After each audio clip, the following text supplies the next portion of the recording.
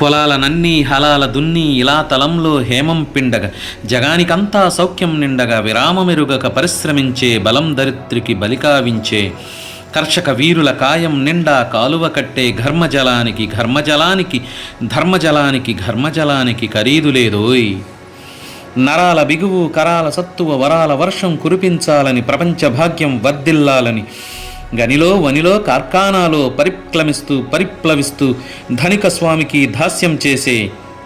యంత్రభూతముల కోరలుతోమే కార్మిక వీరుల కన్నుల నిండా కణకణమండే గలగల తొణకే విలాపాగ్నులకు విషాదాశ్రులకు ఖరీదు కట్టే షరాబులేడోయ్.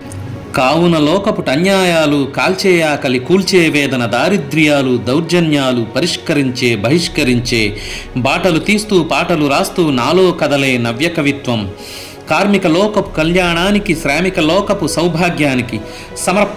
సమర్చనంగా త్రిలోకాలలో త్రికాలాలలో శ్రమైక జీవన సౌందర్యానికి సమానమైనది లేనే లేదని కష్టజీవులకు కర్మవీరులకు నిత్యమంగళం నిర్దేశిస్తూ స్వస్తివాక్యములు సంధానిస్తూ స్వర్ణవాద్యములు సంరావిస్తూ